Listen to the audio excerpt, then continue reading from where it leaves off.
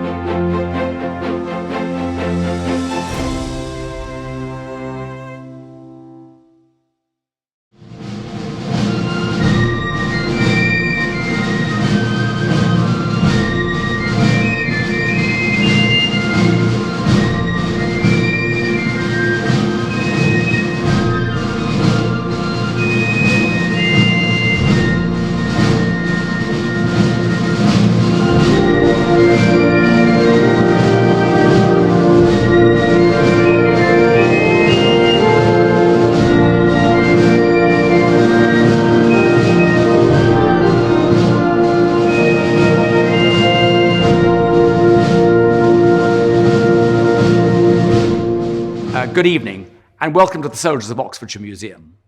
Winston Churchill has been for us a central figure since we first opened the museum to the public in 2014.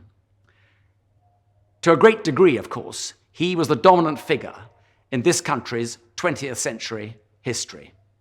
Here, however, we remember him mainly as a lifelong officer of the Queen's Own Oxfordshire Hussars, the Oxfordshire Yeomanry. If ever there was really a soldier of Oxfordshire, it is Churchill. A special welcome tonight to our prominent Winston Churchill author, David Lough, to discuss Winston Churchill with Professor Ashley Jackson, Churchill in Oxfordshire. After a career in private banking, David Lough turned his energies to examining Winston Churchill's private finances. And the result is his 2015 masterpiece, No More Champagne, which sheds light on the little-known aspect of Churchill and his money. His second book on Churchill, Darling Winston, recounts 40 years of letters between Winston Churchill and his mama. We're also extremely pleased to welcome this evening Professor Ashley Jackson, who is not only a professor of Imperial history at King's College London, but he is also a lecturer at the United Kingdom Defence Academy and a former trustee of this museum and a superb Churchill author in his own right.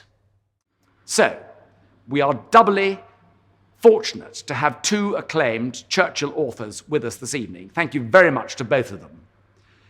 Even if you thought that you already knew everything there was to know about the giant figure of Churchill, I'm sure that the next few minutes will provide some revelations for you.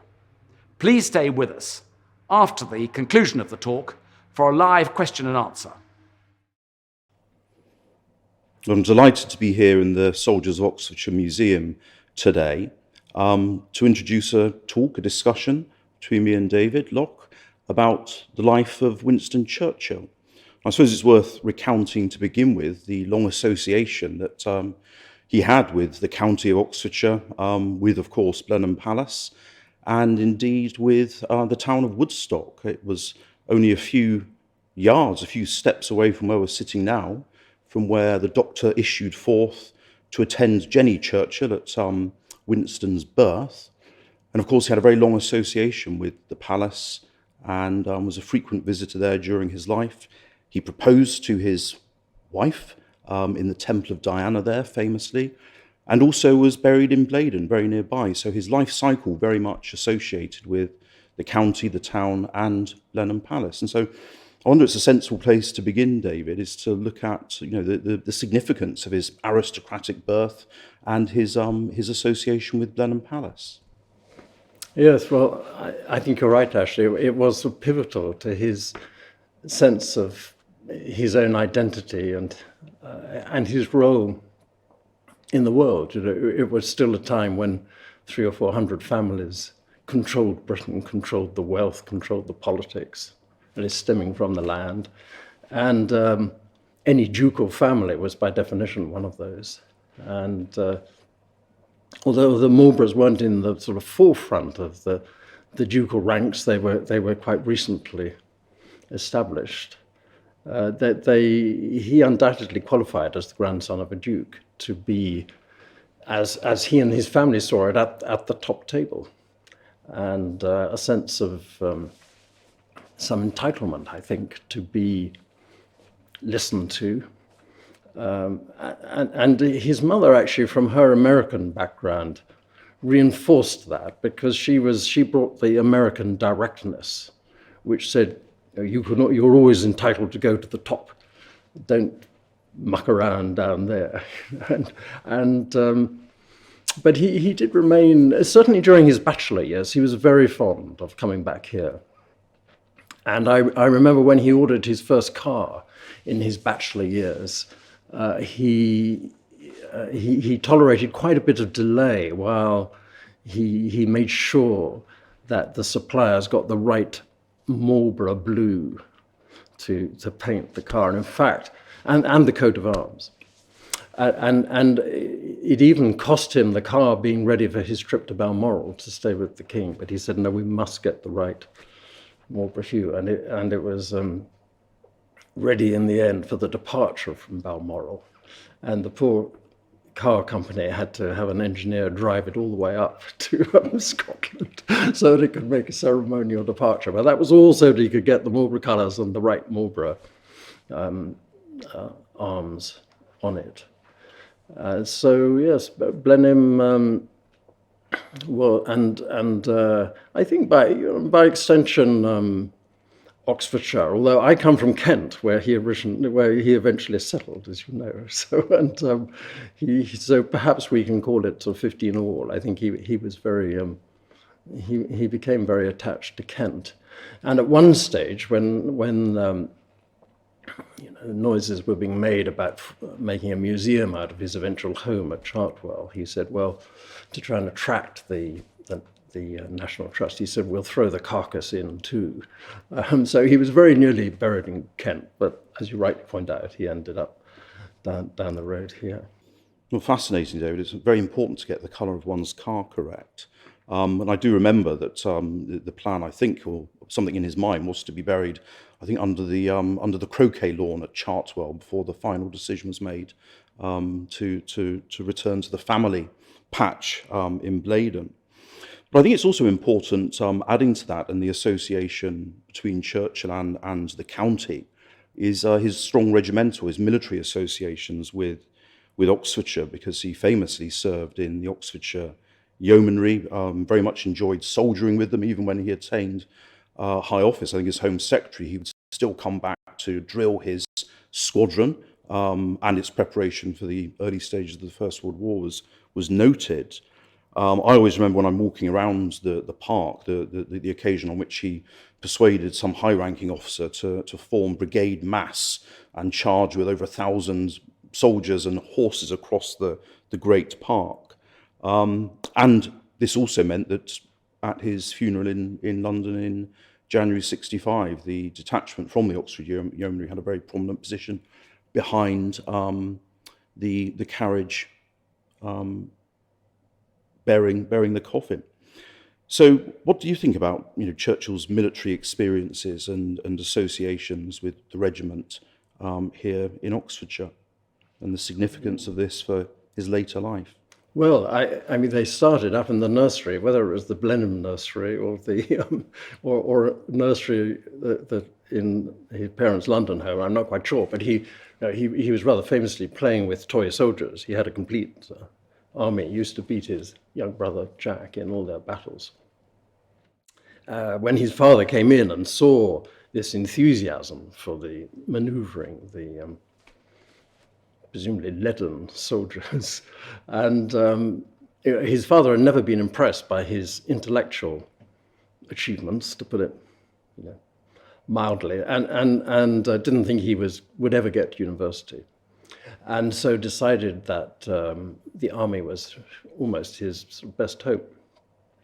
Saw him playing with the soldiers and proposed the army, and young Winston fell in with it. But I think in many ways the army was the making of him. Physically he became much more robust because he'd had a very small chest apparently before going into the army. He'd certainly had asthma. He was regarded as a not very healthy young boy. One of the reasons he went to Harrow on the Hill rather than Eton. So physically it built him up. I think mentally he surprised himself, he said, by the courage that he found that he had first in Cuba under fire, and then in the northwest frontier of India, as well as Afghanistan, as we know it now. And I think he was very taken by the Spanish general in Cuba, who rode up and down the line on I think they called it a grey horse, but it's actually white, and it stands right out. And he in Afghanistan, as now is, he employed exactly the same tactic. He says, I was trying to get noticed, win a medal. But he found throughout his adventures on the northwest frontier that he felt no fear. He said everything went sort of mechanically. And so from that moment on, really, he found he was without fear.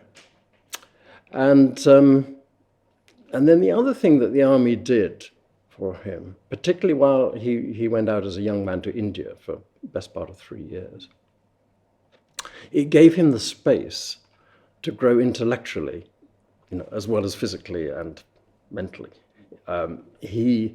He started to administer to himself the education that he'd missed out on, really, at his schools, and that he felt he'd missed out at Sandhurst.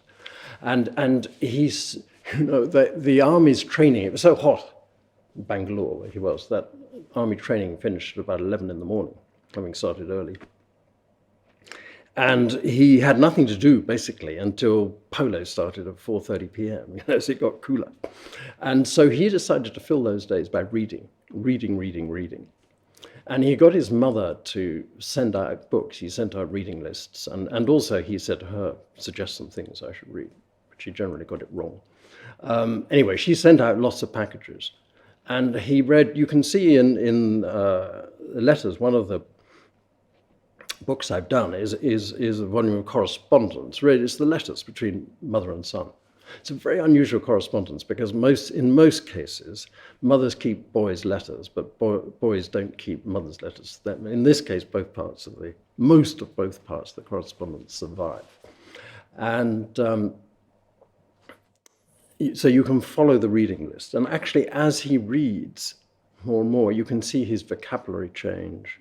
And you can see the complexity of his sentences change. And you can start to see the sort of sentences and vocabulary that he will mobilize in war 50 years later. Now, the only thing from the army's point of view was giving him all that space to develop intellectually. He got bored. He got bored very quickly, actually, of army life, or at least army life in India. And so he decided quite early on in India that it was just going to be a stepping stone to a political career, and he was just going to spend a bit of time sorting himself out, preparing for a life in politics. But there's one other thing the army gave him, which was a sort of feeling of expertise that he could write about.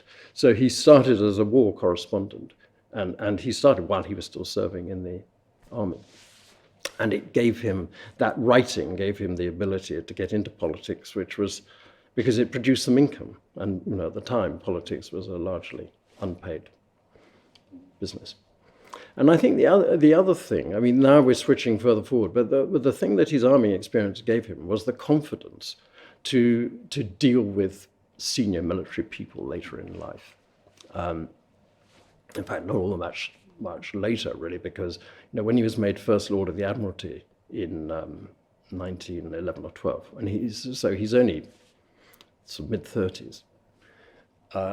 And Asquith, the then Prime Minister, said he wanted him to sort the Navy, sort the admirals out, because they'd been top of the tree for too long. The Navy had got rather sclerotic in its thinking, didn't have a Navy staff. And Asquith and others knew that the Navy had to change fast. And, the admirals were the elite, really. They were the senior service, and they were at the top of the senior service. There were far too many of them. They'd been there too long. And in comes this young man in his mid-30s, and he's got the confidence, partly through his army career, to order them around.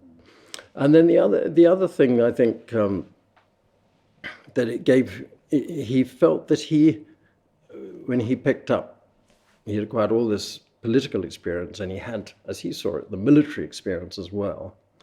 And he could sort of synthesize the two, which was very rare, certainly in the First World War. And he felt the Britain's war effort was very hampered in the First World War by the division of military and political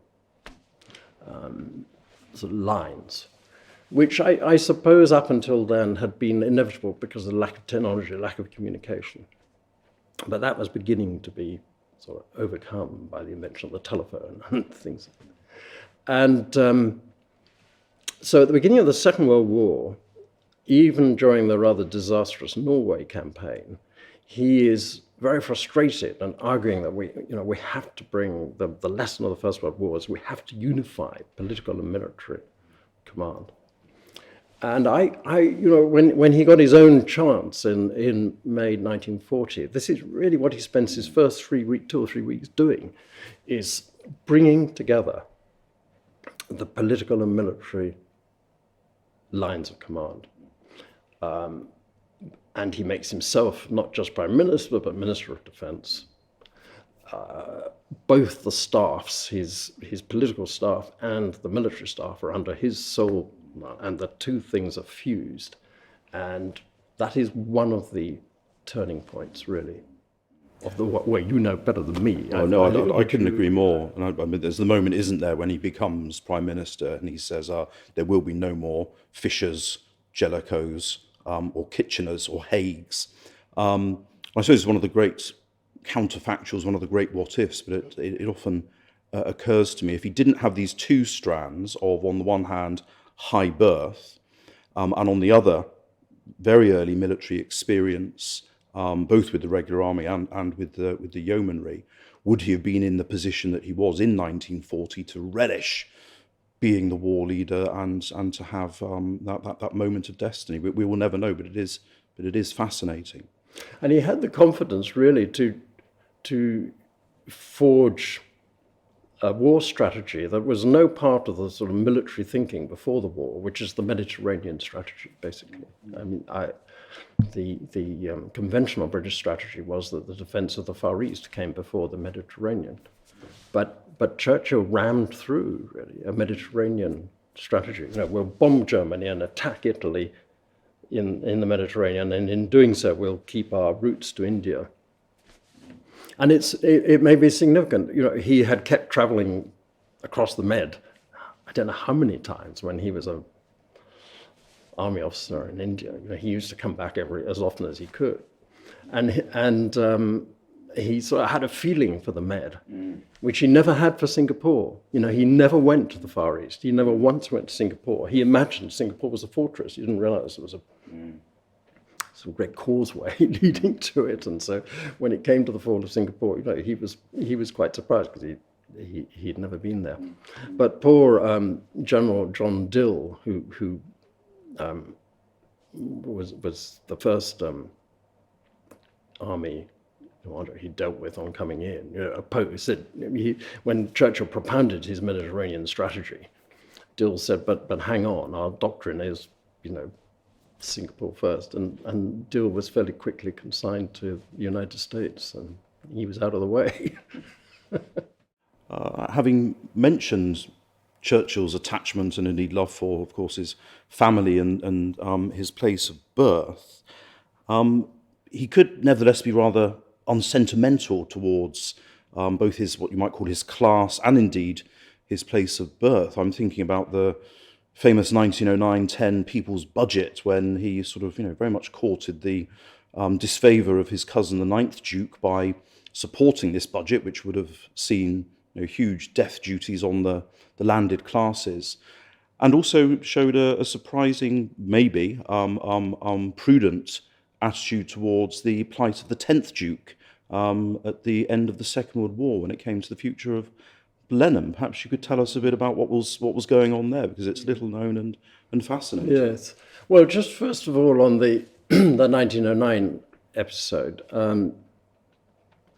I think it's important to remember at that stage, anyway, Churchill had never inherited a bean of Marlborough money or Churchill money, and he was in as much as he had any money at all at that stage, it was all self-made, self-earned from writing and lecturing. And I think he genuinely felt, he did believe that domestic reform was necessary. There's a rather famous letter he wrote to his mother in 1897, aged about 22 or 23, while he's in India, while he's planning his political career. And he says, if it wasn't for Home Rule, the Liberal Party's attitude to Home Rule, I would try to get into Parliament as a Liberal, because my policy is domestic reform. I believe in the 8-hour working day. I believe in social insurance. I believe in progressive rates of income tax. Basically, he sets out for her in 1897 the domestic program that the Liberal Party picks up 10 years later. And so he did believe it then. He became socially more conservative later in life. I mean, whether it's an accident or not, it's after he does inherit some money and becomes a landowner himself, albeit in Ireland and on a small scale. But he does become socially much more conservative. He's terrified by Bolshevism. Yes, Blenheim, the future of Blenheim. I was quite surprised in my research to come across this. I mean, I knew when the ninth Duke died, and the ninth Duke had been a big friend of his until they fell out a bit over this 1909 People's Budget, but he still regarded the ninth Duke as a dear friend of his. They weren't far apart in age, and he wrote an obituary in the Times which talked about the fact that the ninth Duke had been in charge for however many years it was, 40, 50, 60, I mean, it's a very long time, wasn't it? 40 years plus, I think. And he said, during that time, the likes of him have suffered a great deprivation and of their property and their power. And he lived through what he called almost the British Revolution, really, the loss of money and power and influence by the aristocracy. And then, along comes the war, and Blenheim was requisitioned for military use in the war. And at the end of the war, tax rates are, 19 and sixpence in the pound, 95%. And the 10th Duke writes to him in 1945 and says, I've got a problem. I've just been assessed by the Inland Revenue for £60,000 of tax, inheritance tax, estate tax, on Blenheim following the death of my father. It's not the tax on my father's estate, it's the tax on my mother, the Consuelo, the Americans' marriage settlement made by her father, Mr. Vanderbilt. And we always assumed that it was an American settlement with American trustees and outside the British tax net, but actually the Inland Revenue have said because it owned British assets or something, it's subject after all to British tax, and they've gone all the way up to the Court of Appeal and they've won. £60,000 must be, in today's money, £2.5 million or something like that, which at 95% tax rates, he said, is a little difficult to find. And he said, I'm thinking of selling Blenheim. But the War Office are interested in it, buying it as a school of scientific research. And they're even prepared to call it the Churchill School of Scientific Research, meaning defence scientific research. I suppose, Porton Down or something like that. And he says the 10th Duke asked for Churchill's help, really. In particular, he wants clearance to go out and visit his mother and discuss it and see if there's anything they can do. And Churchill, he invites him into lunch, but the message he gives is very blunt, really. He says, I think you're right to sell. He said, I think in modern life, it's just not going to happen that private individuals can live in such splendid surroundings. The game's over, basically. And he also says, and you might as well forget the War Office buying it at anything except a nominal price. The state's not going to buy it. So there we are. He didn't get everything right because the family is still there, and I think it's a thriving enterprise, isn't it? As I came here today, I passed all sorts of advertisements for what's going on there. It's an incredible and unknown part of the story. Thinking about your book, No More Champagne, I think one of the most fascinating elements of it, which I think really attracted and continues to attract the interest of sort of neophytes when it comes to Churchill, or indeed experts, was just what it tells us about the personal elements of this individual's life and how they bore on his professional life. It's astounding, really, that we all know how much money matters. Getting it, having it, spending it, not having it. It informs our lives, our public lives, our professional lives so much, and yet we often don't bring this into the equation when we're looking at great historical male or female figures. So perhaps just tell us a bit more about Churchill's attitudes to money, things like maybe how the Wall Street crash of 1929 affected him. What was Churchill like as a money maker and money manager? Well, he made quite a lot of money in his lifetime. He spent even more. And as an investment person, for example, he was hopeless. But I don't think so some people say, well, did it really worry him? I think that there's plenty of evidence it did worry him. He worried a lot about money, actually. In fact, at one stage, he says to his mother, money's the one thing in life I just can't work out, and it's the one thing that really gets me. There had never been a lot of money around as he grew up. His parents, the Marlboroughs didn't have any. But when he was born, the Churchills here were selling off, gems, rare books, old masters. They were selling everything they could to try to keep the estate intact. And as the son or the second son, because his father, Lord Randolph, was the 7th Duke's second son, there was even less around. And he grew up in this background. His parents were always short of money. They were always paying their bills as late as they could. And by that, I mean several years late. They were borrowing from unofficial money lenders.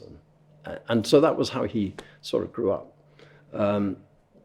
But yet, as a member of the aristocracy, they felt almost compelled, certainly entitled, to have the best of everything, whether it was clothes or horses or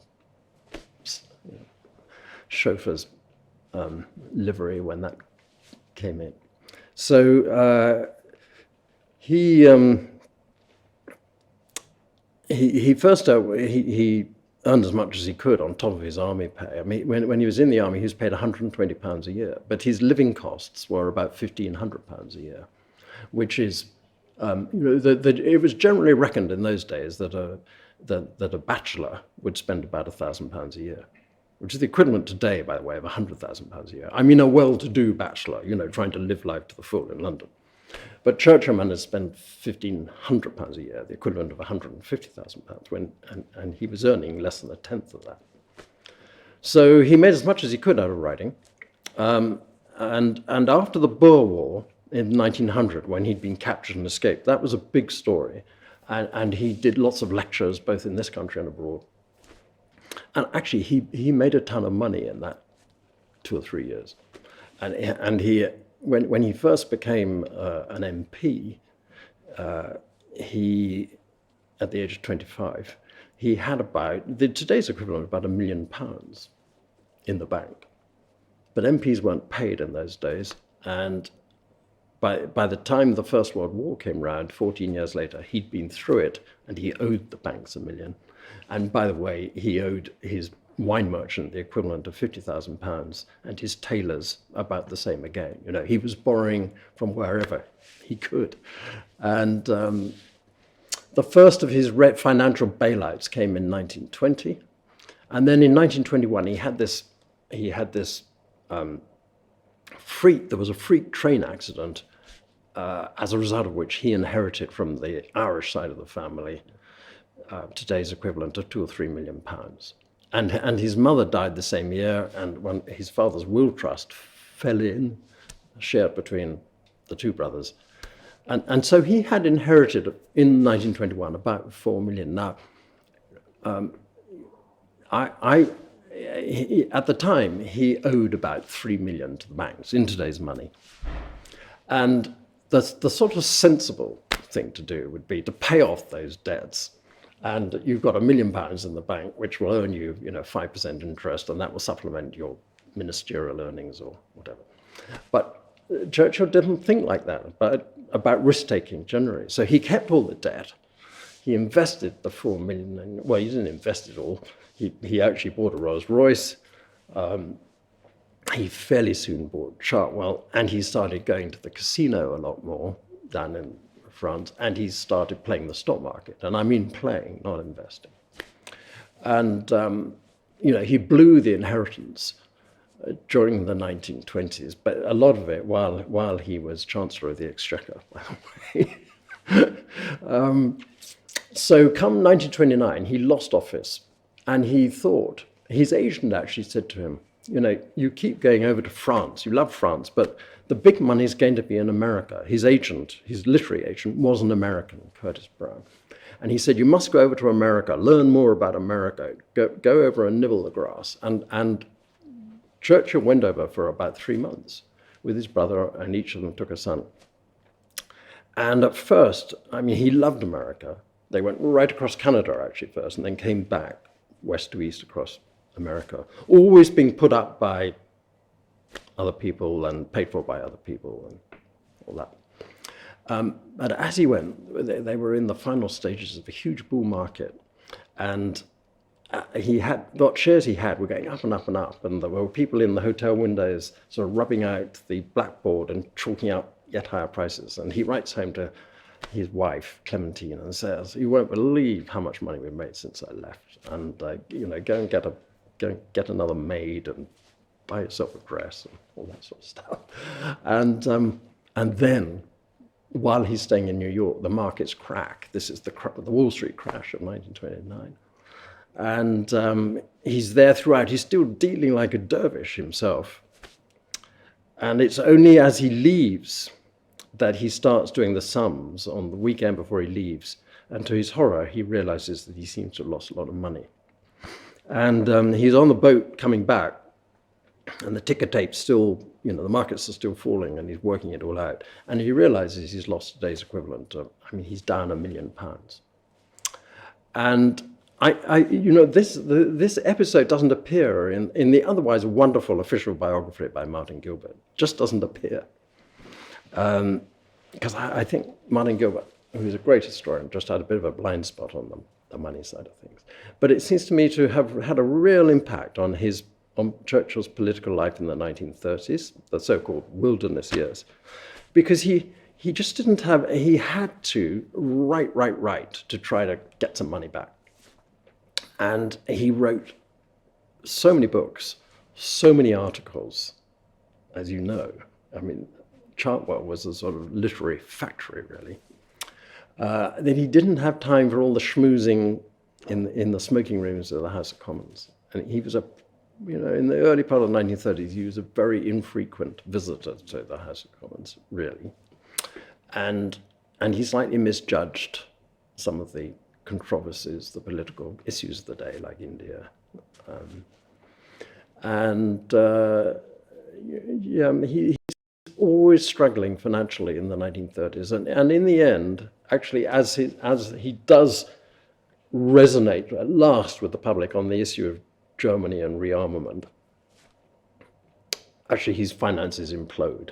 On the day that Hitler invades Austria, he realizes he's broke, and he has to get his fixer, Brendan Bracken, to find a rescuer, which Brendan Bracken does brilliantly. He locates this guy called Sir Henry Strakosch, well, then just Henry Strakosch, immigrant from Austria, financial guy, and no family, plenty of money, and somebody who'd been feeding Churchill with information about, because he was chairman of a company that supplied armaments, metals for armaments to both Germany and this country. And he had fed Churchill information about the relative sort of the sales graph of Germany going up like that, and Britain not. And yeah, so we have a lot really to thank Sir Henry, or Henry Strakosch for. He bailed him out again in June 1940 when Churchill had just become Prime Minister. You know, he couldn't pay his bills at the end of June 1940, and this was one of the things I discovered from his bank accounts, which hadn't come out before. You know, he had to be bailed out in his first month as Prime Minister. But, you know, during the war, I mean, by the end of the war, he had today's equivalent of 5 or 6 million in his bank account. Extraordinary turnaround, basically, that came out of American film companies sensing that there was a huge story about this man who'd sort of defied Hitler almost on his own and turned things round for freedom for the West. And the combination of American film money and some spectacular industrial scale tax avoidance by Churchill meant that he ended up with a lot of money even before he wrote his more memoirs and before the history of the English-speaking peoples. So he was fine. He looked after, in the end, he managed to look after his children and his grandchildren and his great-grandchildren in spectacular fashion. But it's quite a story.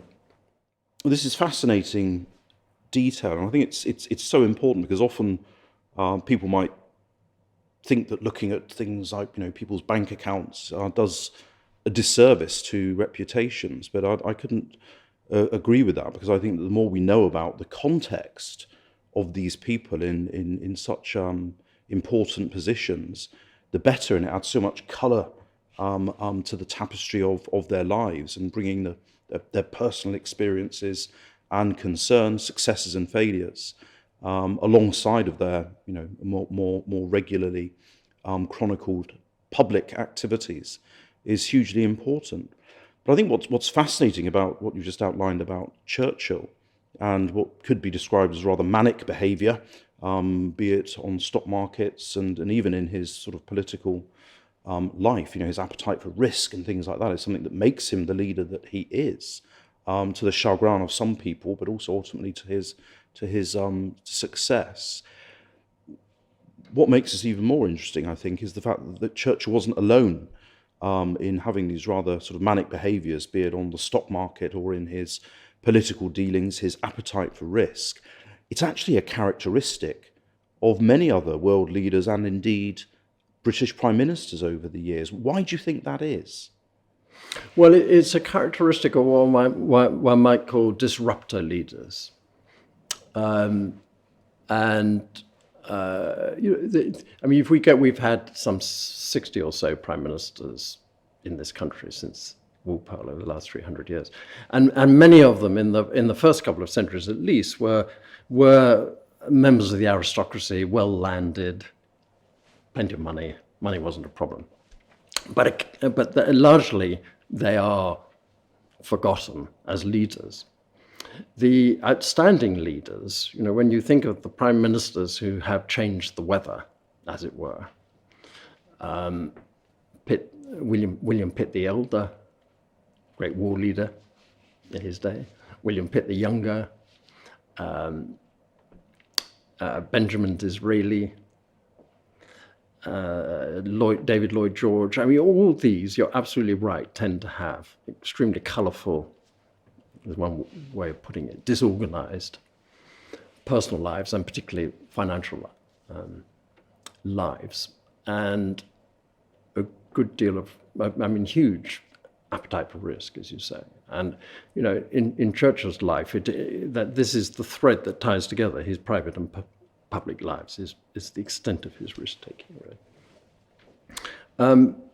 It's quite hard to put the finger on it, but I think that, you know, quite a number of them have shared what psychiatrists call adverse childhood experiences. There's even initials for it, ACEs. And by surviving those and overcoming them, they've acquired enormous reliance on their own judgments and the fact that they had the wit to get through it. And Churchill certainly, you know, he had quite a tough childhood because of some neglect by his parents, a good deal of bullying and some failure. But he got through it, and people like that, I think, acquire a self-reliance that it's very difficult for people who don't go through that to really understand. And they survive by their own wits. They won't rely on other people, and they're not too fussed about the reactions of other people. They become quite self-absorbed. They often have to be the center of what's going on. Some people would call it narcissistic. But they're not too worried about failure, because they don't really perceive failure in the way that you and I perceive failure. And I think this is one of the things that makes them, in our terms, such big risk takers. They don't really see it as big risks, because if they fail, they just pick themselves up and go off again. This was one of the things that Churchill, writing about his predecessor, the first Duke of Marlborough, he admired the fact that he had several reverses, big reverses in his career, the first Duke, but he just sort of picked himself up and got on with it again. And Churchill, I remember, called him a downy bird. And I think those are the sort of characteristics that are common. Now, I mean, some psychiatrists, there's an American psychiatrist called Professor Gaemi who's written a book which is called First Rate Madness, about leaders and he's both a psychiatrist and a keen historian. And he's analyzed political and military leaders. And he says, if you're going, he decides that about half American presidents have been, by his standards, mentally ill or mentally deranged to some degree. That was before President Trump. And he looks at all four leaders in the Second World War. And he says they were all mentally, at least mentally abnormal and on some sort of medication for it. But he says if you're going to be mentally a bit, let's call it odd, then the best thing to be is what psychiatrists call mildly cyclothymic. It's a sort of very mild form of bipolar. So you can be up and you can sometimes be down. The great thing is to be, when you're up, you're extremely charismatic, you're risk-taking, you're energetic, you're creative, and you're very attractive as a leader. And so what you have to be, you have to keep your down bits under control. And I think Churchill learned to do that. He's the so-called black dog, which is often exaggerated. He only really refers to it once, and he identifies it as just before he met Clementine. And actually, I can see from the doctor's bills, all the people who've written about Churchill and his health haven't really looked at the doctor's bills. This is when he had no physical problems, but he was visiting the doctor 40 or 50 times a year in sort of 1905, 1906. But he learns to control it. Painting is a big help. And so by the 1930s, when he has all the, lots of political reverses, financial reverses, he doesn't really let it get him down. And in the war, most of the people around him say he was magnificent. The only thing that really got him a bit down for a while was the fall of Singapore. But otherwise, he gets a bit exhausted towards the end, and he gets a bit tetchy towards the end. But basically, he rode through the war. So I think, if he was on this scale, he was in exactly the right spot of it, and he was clearly an extremely attractive character to work with and to work for, because he was energetic, he was decisive, he was resilient, and if he got a bit fed up with you, he would at the end of the day smile and sort of make it up. David, fascinating insights. Thank you so much for sharing them with us. I'm afraid we must away now. Thank you all very much for viewing this, and good day to you from the Soldiers of Oxfordshire Museum.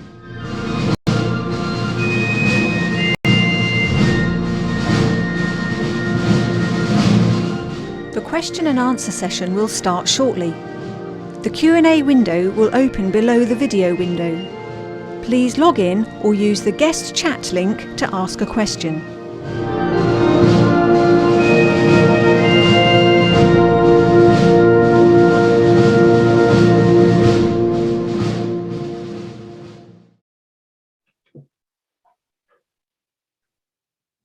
Good evening, everybody, and thanks very much for joining us for this live question and answer following the splendid talk from David Lough and Ashley Jackson. Thank you very much to both of them for that, and thank you very much to you for joining us now.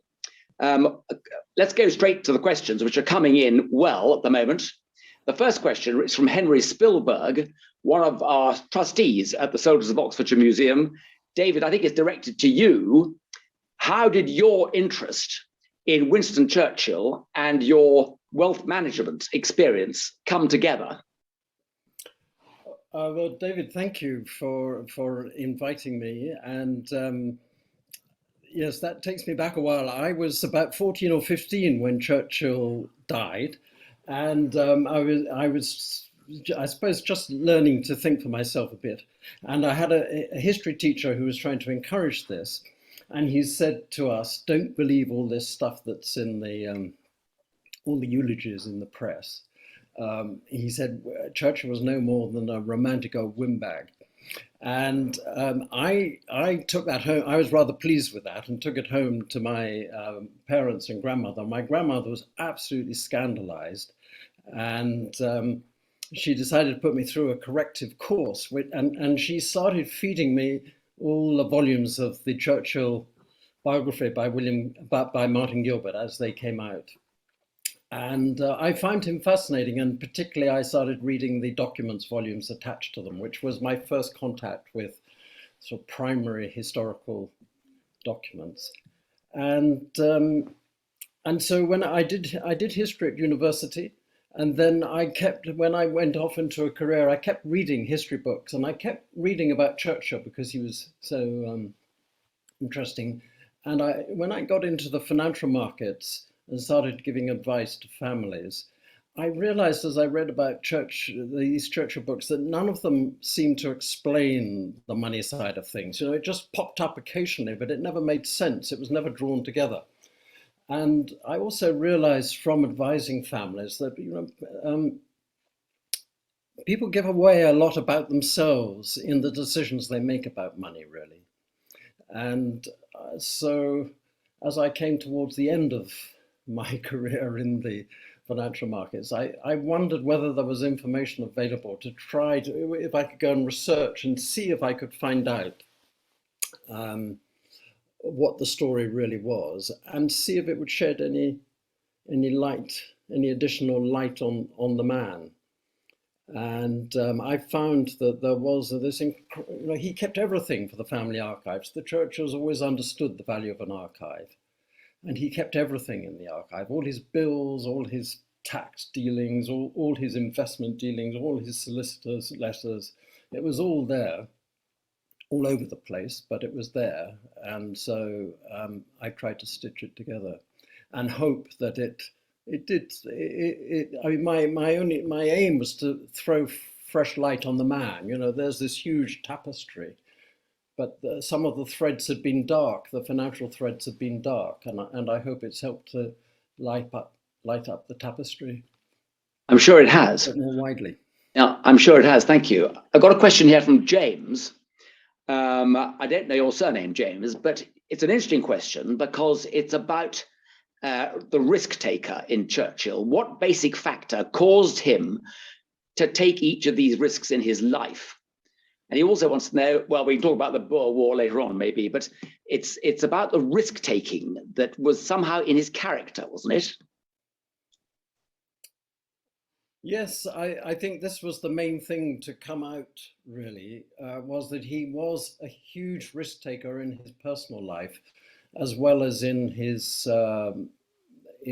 political and military life. I mean, I think it probably requires somebody of much greater psychiatric expertise than me. I kept asking psychiatrists as I came across this more and more if they could explain it to me. But they all really said I would need to sit down with him for several hours to try to get behind it. And at the time, you know, when Churchill was alive, that approach to psychiatry, it hadn't really started up. Psychiatrists then, if they existed, don't know nearly as much as they did today. So I don't think that we'll ever really get to the bottom of it. Whether it was this mildly cyclothymic approach, you know, slightly bipolar, as many people, but not all think. I think Churchill's doctor during the war, by the way, thought so because Lord Moran gave him two types of pill. One was in a bottle called uppers and one was in a bottle called downers. And, you know, if he felt up but wanted to come down a bit, he was supposed to take the downers. If he felt down but wanted to go up a bit, he was supposed to take the uppers. And yeah, but that, you know, that I think that's the last great sort of frontier of Churchill biography. All the others, more or less, having been exhausted, is to try to get behind this this mind, this extraordinary mind. Can I bring you in, Ashley, here? Because I'm sure you've got some thoughts on this, his characteristics and traits which led him to be the risk taker he was. No sound? Sorry, David, thank you for having us on, and thanks for that question. Absolutely. I mean, I think that David, in the discussion, touched on some of these things. I think there are elements to answer James's question about his background and just his nature. And I don't think we need to overcomplicate these things. As David said, some things we're never going to be able to isolate and dissect scientifically and forensically. But this was the nature of the man. It was a lot to do with, you know, the components of him and very much his background. I remember there's a time when his wife says, you know, when he does meet adversity, he's not always best at dealing with it because he's always had the power to do and get what he wants in private life, in public life. He's been able to get what he wants. And this obviously, I think, leads and feeds into what Dave was saying earlier on about, you know, sort of viewing failure in a way that probably most of us on this meeting this evening would view as remarkably extraordinary and unusual. And I think it also comes out in, as part of his conviction, he gets some of the risks really, really spot on during the war. I mean, he really wasn't that worried about, you know, if we can say this, about Britain being invaded and defeated. He's prepared to take risks in terms of where he sends armour at crucial moments of the war when Britain is denuded of many of these defensive requirements because he thinks that they're going to be more effective in the Middle East, in Egypt. I think another element, perhaps, you know, in this sort of, you know, matrix of things that can help us understand his risk taking is that spectrum between recklessness and bravery. It's often, you know, not focused on enough. I don't think he's a remarkably brave individual, physically and mentally.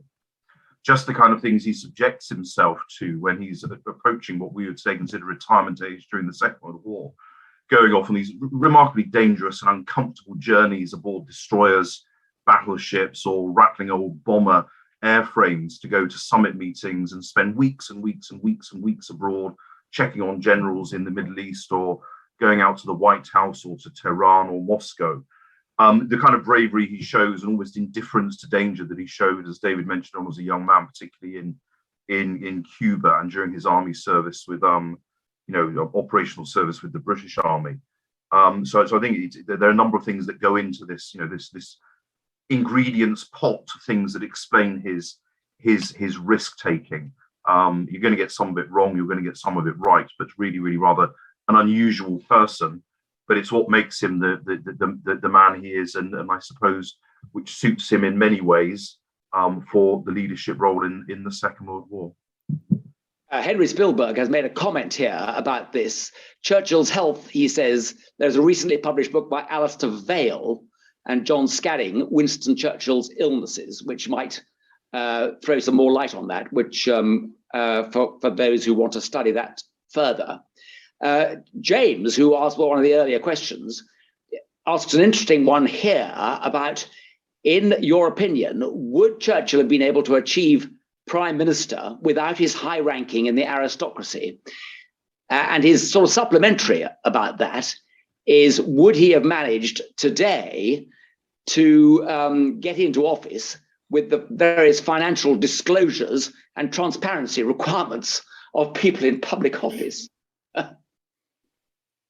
Yes, well, I think, I mean, he would have modified his behavior, I think. You can't really say, would somebody have behaved the same? No, he's a realist. The one thing that he knew, I mean, I always enjoyed it, and I always sort of perked up when I was in his archive, which I was for several years, when I found noted on the top of a piece of paper, put in the secret box. Because you knew he thought that meant that he realized something a bit dodgy had happened. But clearly when they eventually moved everything into the archive, they took things out of the secret box and put them into the normal filing positions. And the bit that I suspect weeded, the one area where he weeded the archive a bit was on the tax front. His dealings with the tax authorities, which there wasn't that much on in his own files, but I got lucky in the National Archives and found two very large files in the under the Inland Revenue section of the National Archives. One was dealings with W.S. Churchill. I can't remember when it started, something like 1920 to 1955, and that's only recently been opened. I think it was opened in 2004. And there's a second file, which is dealings with W.S. Churchill 1956 to 1965, and that remains closed for another 30 odd years, I think. And he did realize that he sailed pretty close to the wind on that front. And I think that's the area where he's vulnerable. But otherwise, he was a politician of his time, and I think he would have adjusted to today's different climate. I made a mistake, actually. It wasn't that question wasn't from James. It was from John Ashlow, I think, who asked about, Neil Carey, sorry, who asked about Churchill's, about financial disclosure and transparency requirements. Thank you very much for that, Neil. Can I come in, David? Yes, please. Thank you very much. On the question before, I think that the aristocratic background is crucial, and I think it's why everyone foregrounds their studies with this. This is not an individual who achieves things coming up from the gutter. And when we're talking about Churchill making savings, he's just cutting down on champagne. He's not actually going hungry. And I think that in this day and age, we will realise this sort of gulf of difference, different times, and all the rest of it. And it's very, very important. But I think counterfactual history is always fascinating to play, but you can never get, through the sausage grinder, you can never get a decent sausage at the end, because we just will never know. What I would say is, purely speculatively, you've got plenty of other politicians of this period who are coming from tough backgrounds, poverty, and succeeding. It's a time when you're getting that change. Not everyone is coming out of top public schools and misty shired estates and all the rest of it. We are getting towards a full universal suffrage democracy, certainly this time for males, yet to become a male and female democracy. But I suppose the thing is that you might then say that, as people always remarked upon Churchill throughout his life, there was just something about this person. Someone put it as that zigzag streak of lightning in the brain, that sort of twist of genius, as he put it himself in one of his sort of rare modest moments, inverted commas. I think he said to Venetia Stanley or someone like that, we're all just worms, but I do believe that I'm a glowworm. And I think throughout his life, you see these things about, he's such a force of nature. So you would possibly conjecture, without being sort of chased down the road, that whatever his background, he might have had that elemental force inside of him to be a success at that, whatever he did, with massive failures and inconsistencies, as well as notable successes and achievements as well. Marenka Roseby asks, was he, in your opinion, a pragmatist or an optimist? In other words, how do you think he viewed his chances of his big risks paying off? Or was it just a wing and a prayer, I suppose? I don't think he operated on a wing and a prayer. I think in his own mind, he worked the risks through, often with the help of a lot of staff. He didn't perceive them. I was trying to explain in the film why I don't think that his type of personality necessarily sees it as the same degree of risk as we do when addressing the question. And one thing I want to add also is that he was very hardworking. He really applied himself to the detail, allegedly rather unlike the current incumbent of his position, who has many similarities with him, you could say, but Churchill worked much harder at it, I suspect, at the detail throughout his career. And he really, really worked through problems and reached what he was very decisive. He had no difficulty in reaching a decision. He didn't then sort of worry about it a lot. One of the interesting things for me was working through his files. He was so quick to give a decision. Even issues which he felt he had to work through, we were talking about fairly short periods of working them through. He never had a pending file, as far as one can see. He just, everything was, 90% of things that came in went out the same day. The ones he really needed to study, he studied hard. He asked people who he thought were experts, and then he made up his mind. Yep. And I think they were considered decisions. Yep.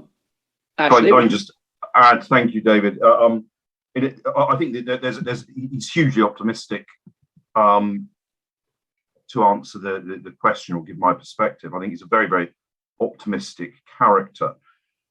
A lot of it based upon confidence, a lot of it based upon a sense that, look, it'll be all right on the night. And if it isn't, what can we do? We can't not act, as David said. His decisiveness and his appetite for action, which often leads him into situations where inaction would have been a better policy as a politician.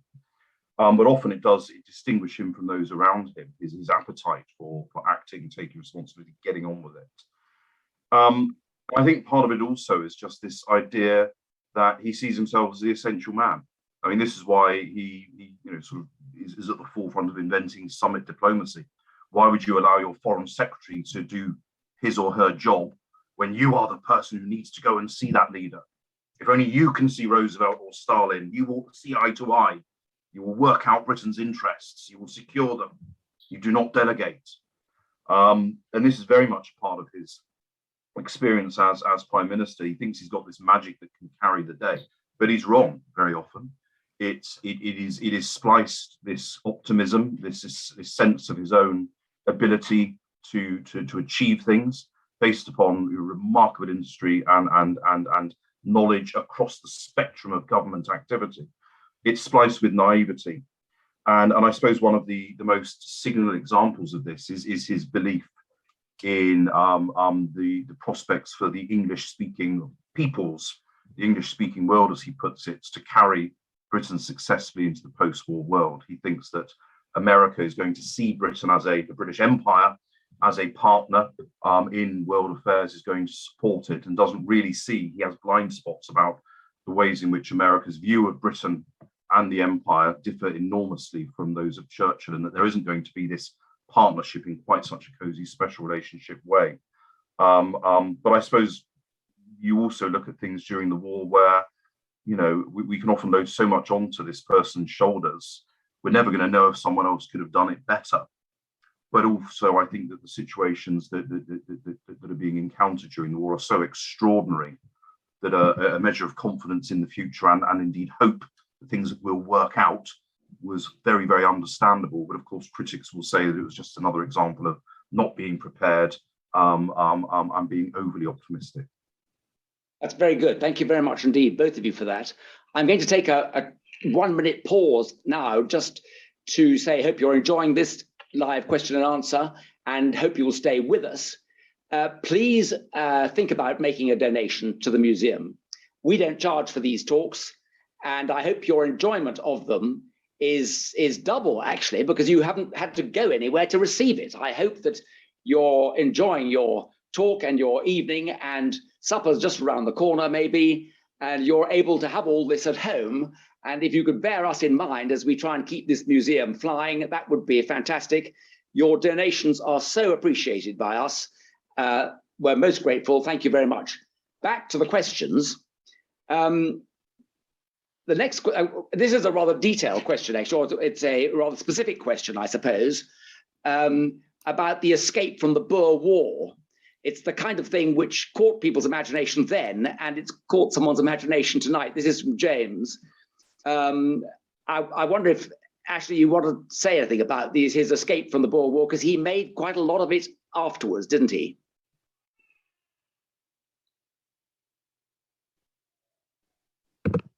Sorry, unmuted. You've got me there. This is as someone perhaps unlike David, who has researched on Churchill in certain periods and then left it long behind.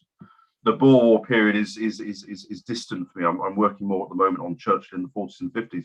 What I do remember through looking at it was just it was incredible, wasn't it? It was the stuff of movies of the day, and as David mentioned earlier on, the escape really captures the public imagination. I mean, there's always been this sense that people want to look at Churchill.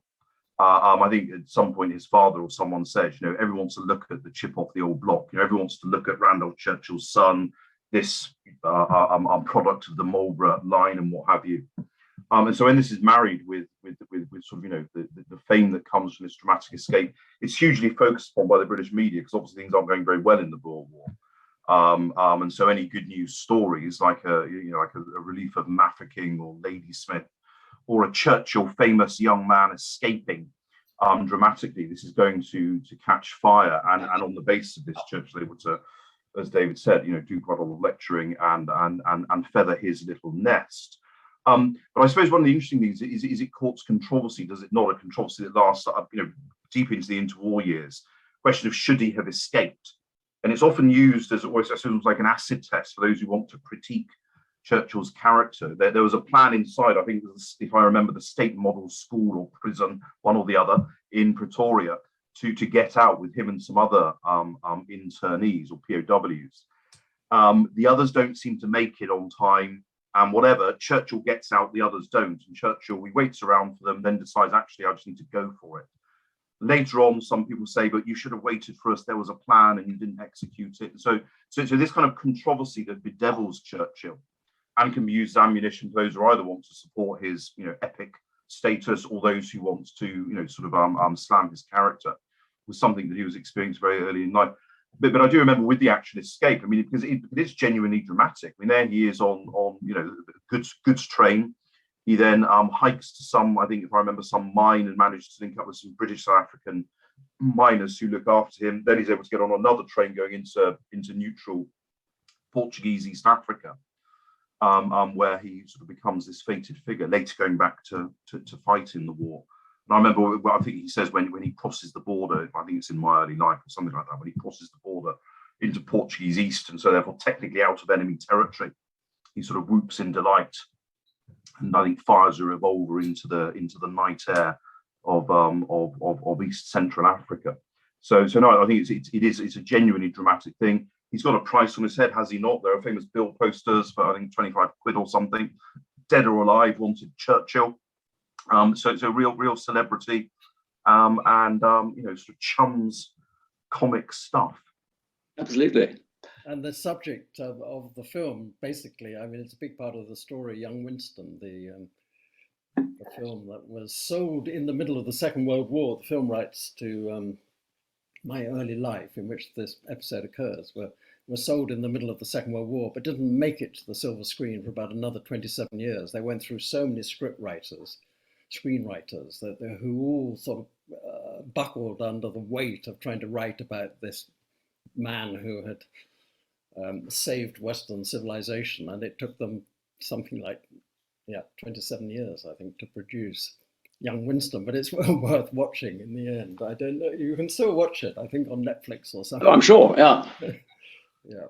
I think Okay, another thing we might just add very quickly on the significance of the Boer War escape is it really did help catapult him into Parliament 6 months later. You know, the note, it gave him a ticket for the so-called khaki election in June, July 1900.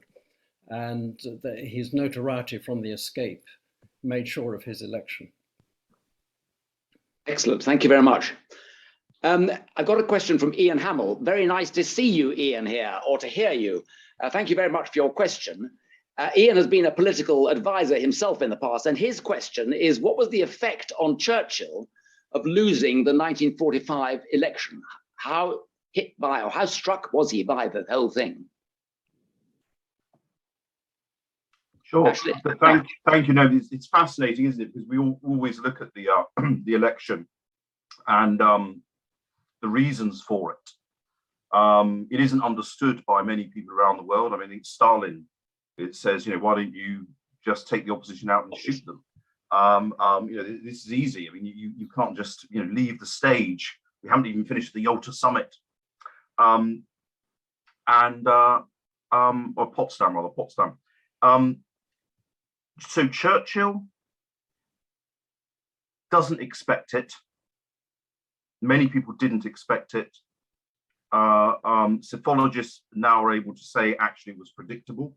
I suppose one of the difficult things was that in trying to call the 45 general election, it was not only wartime, but there hadn't been a Labour-Tory fight-off for years, because in the Depression period, the 30s, there'd been national government. So it essentially had coalitions for ages and ages and ages.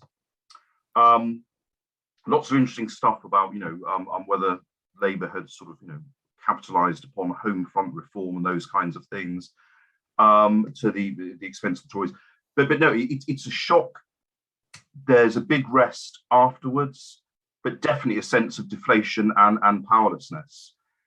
Because whilst, I mean, as he famously says, does he not, when his wife says, look, it's a blessing in disguise to be out of office, and he says, well, it's a very, very well disguised, it is very, very well disguised blessing in that case, because I don't feel it.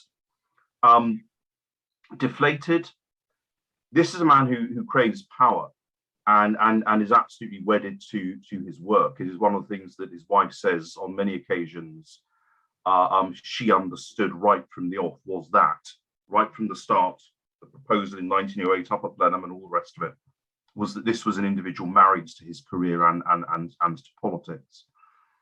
It's put this way later in life, when a bit later on, when he leaves, when he provides context, when he actually leaves the Commons, his daughter says, For him, it was like the first death, a death in life. So this kind of, you know, being detached from the core of power, from holding that conch, from having those dispatch boxes, from feeling that you've got so much to give and you are the only person who can pilot the ship of state. So I think it's something that's extremely difficult to deal with. But hey, you know, he comes again, goes and I think, you know, off to France, gets some painting done and all the rest of it, and live off of other people's sort of, you know, generosity. And I suppose it is again one of the things that is remarkable in many ways against Churchill coming back as Prime Minister, whatever one thinks of his second term or indeed his first term. The determination to stay in that position, you know, he doesn't just stay there because he's Winston Churchill and he's famous and he's become a renowned global statesman. We know what party politics are like. People compete for these things. In fact, he's able to stay on top of that tree into his 80s, because this isn't without challenge. You know, other people want that job as well. So it's really rather, you know, remarkable testament to his longevity. Of course, many would say should have given up earlier. But anyway, this is the individual that we're dealing with. Indeed. David, one little footnote, which I think your museum might quite enjoy. As Ashley says, he dealt with it partly by going off and doing some painting, actually on the shore of Lake Como in a villa lent to him by General Alexander. And Alexander also fixed him up with services of 4 young officers to look after him. And I'm pretty sure they were from the Oxfordshire Regiment, from the Hussars. They may have been. I didn't know that. How interesting. Yeah. Yes, we'll find that out. They looked after him for that week. And he started painting again. You know, he'd only painted one canvas in the war when he was convalescing in Morocco. But at Lake Como, he started up again, and he was quite prolific. And he always found solace in painting. I think I'll just add a footnote to that, David, and that is, and again, it's you know, any biography mentions this, but it gives a good flavour around the question that Ian had asked, and that is when famously after the election, someone says the people have been very ungrateful, and Churchill says not at all. They've been through a really hard time, and this is a classic Churchill thing to not be holding sort of, you know, silly grudges and so I suppose have an understanding and a sense of perspective. It's probably the one thing that saved him from being insufferable in many ways, and his egotism getting too much of him was that he did have this flick off switch when he would say to particularly his wife, but other people as well, you know, I've been a bit beastly, or, you know, I need to just get a grip of myself and realize that I'm not you know, sort of a Mr. Toad spliced with little Lord Fauntleroy, and I need to behave myself. Excellent. Thank you very much indeed for that. Mike Montague has asked a question here about Ditchley. Now, Mike Montague is a former bursar of Ditchley, but he probably knows the answer to this readily enough. But how important was that place, Ditchley, which of course is just up the road from Woodstock here? How important was it to Churchill as an alternative residence during the war? Well, lovely to hear a question relayed from you, Mike, but I can't see you on the screen. But thank you very much for that. And as David said, you're going to know the answer, given your Ditchley intimacy better than me. But it's really important, and it's a fascinating, I think, aspect of Churchill's connection with Oxfordshire and with this part of Oxfordshire. It's really important because it is an alternative in the early years of the war, when the threat of bombing is most serious, to Chequers. So because the Germans know where Chequers is, they know what it is. The idea that when the moon is high, the Luftwaffe are going to navigate themselves along the tree-lined driveway onto Chequers means that he needs an alternative. You know, this is part of the function of government, is getting out of London, and if you like, setting up your command centre somewhere else. If it can't be at Chequers, it's got to be somewhere else. MP Ronald Tree and his family allow the use of Ditchley, and so essentially it becomes on very, very, you know, important weekends a fully set up HQ of a global imperial war effort, no less. You will get Oxford and Buckinghamshire Light Infantry or Czech infantry on guard duties there. You will get all of the scramblers installed and the messengers going to and fro, keeping Churchill in touch with the centre of things in London. You will have the work routine established of late night films, cigars, dinners, and all of the rest of it. And it's a bit like a house party mixed with a high intensity conference and governing centre. Lots of visitors go there. So, you know, some of the most important discussions early on with emissaries from Roosevelt, leading to things like Lend-Lease. Churchill actually begins writing, he sends the major Lend-Lease letter from Ditchley.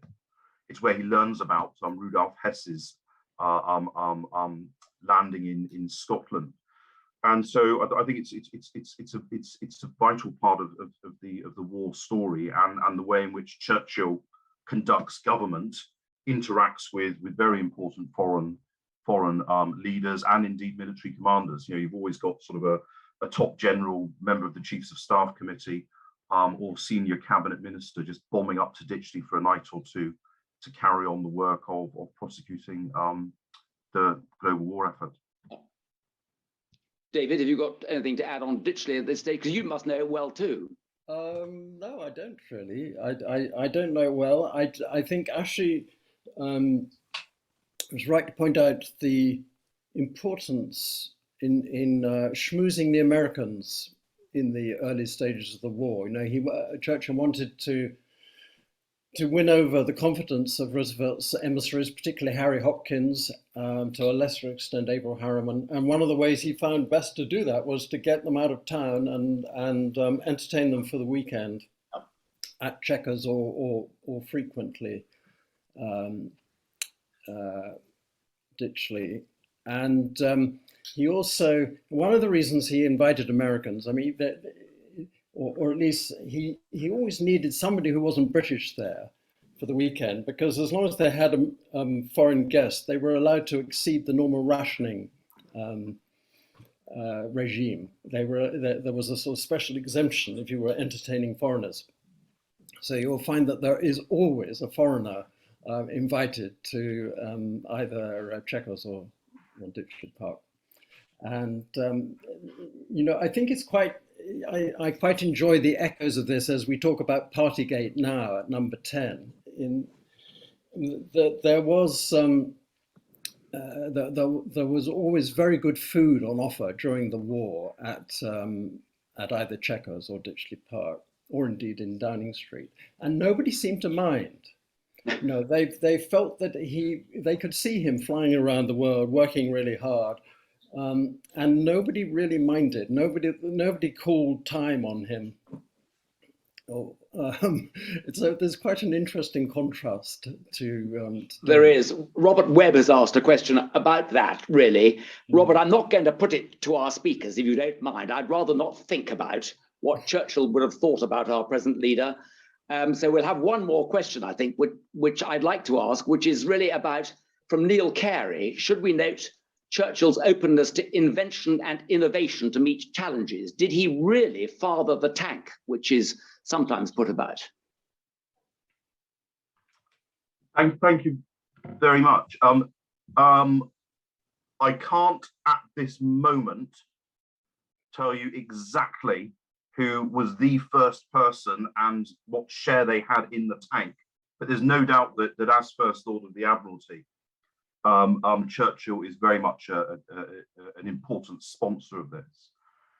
And I think that, I mean, something that I sort of contrast in the book that I did some time ago, and just I was struck by how Churchill is very often presented as a dinosaur. He's this Victorian, he never gets up to speed with the 20th century. And there are elements of that, but I think there's also some quite unfair sort of criticisms of someone who happened to live for a long time. These kinds of dinosaur accusations might not be leveled at Churchill if he had died at a decent 58 or something like that. But one of the counters to that idea is just his fascination with technology. He really is like Mr. Toad. He loves a new gadget. He loves a new gun. He can't wait to start flying until his wife says, "Look, you're going to kill yourself. You've just got to stop doing so much flying." He is a sponsor he sees the potential, the very destructive potential of air power, foundations of the RAF as a separate service, that kind of thing, nuclear technology. It's an irony, I suppose, that one of the deals about Churchill College in Cambridge was that it was supposed to be a rival to MIT, the Massachusetts Institute of Technology. It's supposed to be a shining beacon of British sort of science and technology. So I think he does have a fascination with technology, and there's plenty of evidence in sponsoring technological developments. I suppose another standard example would be the way in which he supports the evolution of sort of unusual military vehicles during the Second World War. One thinks of Percy Hobart and his funnies, the tanks that float and things like that. His interesting things like Habakkuk, the idea of iceberg aircraft carriers, and the whole support of the pipeline under the ocean, and the Mulberry harbours and what have you. So I think that Churchill has an awareness. Of course, it often means backing sort of barking mad things, but I think that's one of the things. You scatter your seed, some of it falls on stony ground, some of it's going to make you ridiculed, but some of it doesn't fall on stony ground. And I think that having that interest, often in quite a schoolboyish way, is very much part of his character, and I don't think it was an entirely bad thing in terms of British evolution during wartime and peacetime. Thank you very much. David, do you want to chip in on that one? Well, I'll just give you a little anecdote on the tank. As Ashley said, he was the sort of sponsoring minister while he was at the Admiralty. And one of his little contributions was to get his great friend, the Duke of Westminster, who had a fleet of Mercedes cars. He persuaded him to lend the chassis of these Mercedes cars, which formed the backbones of the early prototypes of the tanks. Very good. I'm going to draw things to a close now and let our speakers escape, who have done valiant work in answering all the questions tonight. And thank you all very much indeed for those questions. They've been absolutely magnificent. I'm sorry we haven't got to them all. I'm sorry that Marenka Roseby didn't manage to get in with what do you think Winston Churchill would consider to be the greatness of character. That's an interesting one, and maybe for another time. But can I now, by ending this, thank everybody for their participation in it. An enormous thanks to our sponsors, Pye Homes. We're especially grateful to you for leaping to our rescue and paying for the making of this film. That really does make a huge difference to us. And Pye Homes, you are the star of the night, because you have made it possible for us to put this story on and to retain the donations which I hope are coming in tonight. So thank you very much indeed. Secondly, to our partner museum, the Army Flying Museum, who introduced us in the early stages to Clive Smith and Heidi Borden Video, who make so much of this possible. We're very grateful to them. And I'm very grateful also to our own Soldiers of Oxfordshire Museum team, who do so much work behind the scenes, getting these talks underway. Ursula Corcoran, our museum director, and Duncan Parsons, our front of house manager. To our speakers, Professor Ashley Jackson and to David Lough, thank you very much indeed for joining us tonight for this. Thank you very much for your tremendous contribution and your opening the lid on some fascinating aspects of this remarkable character who is so important in our museum. And I would like to make this opportunity, or take this opportunity, to make a presentation to you both. I can't do it online, as it were, but I will put this in the post to you. It's the history of the 52nd, the Oxfordshire and Buckinghamshire Light Infantry, the 2nd Battalion of the regiment during the Great War. It's a beautifully written First World War history written by Simon Harris. It's most unusual, you'll find. When you read it, it's most unusual because it's not a dry tome by any means. It's full of life and character and a tremendous amount about the officers and the men who made that regiment what it was. And so I hope you'll be overwhelmed and delighted to receive this. And we're very grateful to you for your efforts on our behalf. Thank you very much indeed. Can I give you a look forward to what's coming up next?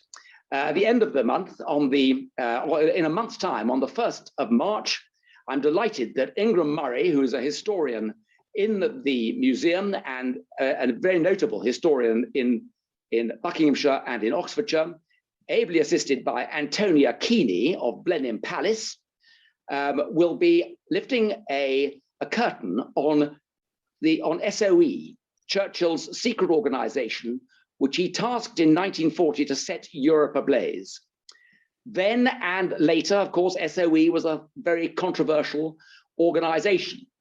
But he will try and work out, together they'll work out whether its methods were effective and whether they were acceptable in a civilized society. Wartime, of course, was the time. That's on the 1st of March, and then on the 29th of March, I'm delighted that we'll be able to tell you the story of Agent Sonia. Professor Anthony Glees and Patrick Marnham will discuss the Soviet female spy Ursula Kushinsky, the Agent Sonia of Ben McIntyre's recent book of that name, in which he describes her as lover, mother, soldier, and spy. She was the Soviet agent who handled the material stolen by Klaus Fuchs, stolen from the West, I should say, and passed to the Soviet Union by Klaus Fuchs. And whilst she was in England, she was operating and living around Oxford, Glimpton, and Great Rollright, all around here, in fact, all around Woodstock. Professor Glees's line will be that she was also more than an agent for the Soviets, she was also an agent for MI6. That's to come. In the meantime, thank you all again very much for joining us tonight. And we look forward to seeing you later on in March. Good night.